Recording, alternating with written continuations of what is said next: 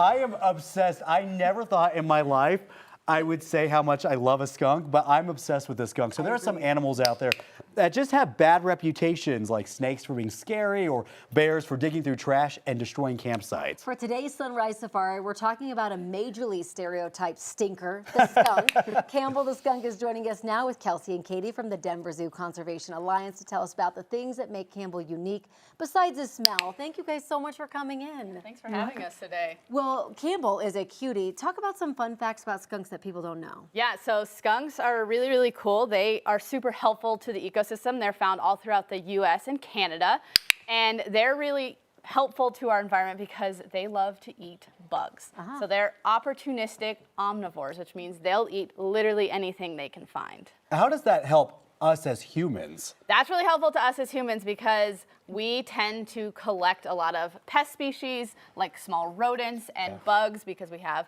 some trash and things in our backyards, and skunks will actually eat all of those pest species. So they're really, really helpful. They're also really good diggers, so they help aerate all of our lawns for us. So Campbell is his name, and that's kind of from the Campbell's soup thing, Myth. right? But Yeah. it's a myth. Correct. We named him Campbell after the Campbell's soup myth because a lot of people think that if you dunk yourself in some Campbell's soup after getting sprayed by a skunk that it'll get rid of the smell, and that is incorrect. It will help kind of soften the smell, but it does take some time to get that smell off. Okay, while Katie's over here having him do tricks, by the way, this is really impressive. I love like how amazing he is. Kelsey, tell me a little bit about, like, let's say if somebody does get sprayed, the tomato soup thing's not working. What would work in that situation? There's been tells that some baking soda and some Dawn and some hydrogen peroxide will help, but it's really just time. Okay. So if you're seeing a skunk out in the wild, the best thing you can do is just give them space. They can shoot at about 15 feet with precision. Gosh. So a lot of space is really good. And because they're that nice black and white color, they're gonna give you some warning signs of like sticking up that tail, showing you signs that they're uncomfortable. So giving space is the best way to protect yourself from those skunk sprays. What kind of reactions do you get from guests? Because I know Campbell's an animal ambassador out there. What do the kids think when they see him? They absolutely love him. Everyone thinks he's adorable from the minute that he shows up. Because he's got a lot of that white, he may look a little bit different than a lot of people think when they see skunks. And so everyone just thinks it's cute, especially when he's chomping on really cute little peas. Well, and we were just saying, right, that this is a really good representation for animals that have that bad reputation, but are actually really cute and great for us.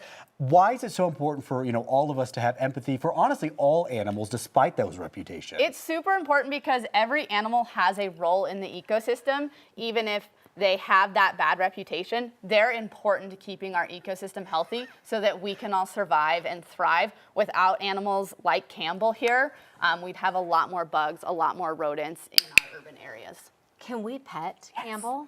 Yeah, I'm gonna have him turn this. Just kind of from behind, right? Yeah, so while he's eating these snacks, once he gets over here and eat those snacks, you can touch him and feel. Oh, he's so soft. He's very soft, and right now he's got that summer coat, so he's looking nice and thin, and then in the winter he'll grow in a nice coat. You don't expect him to be so soft. That also kind of is different to me. Right? Yeah, you expect him to kind of be bristly or hard, but he's got a nice soft fur that's going to help keep him warm in the winter. Well, we love the Denver Zoo Conservation Alliance. Y'all are amazing. How can people see Campbell when they come out to the zoo? So he's a part of our animal ambassador encounters.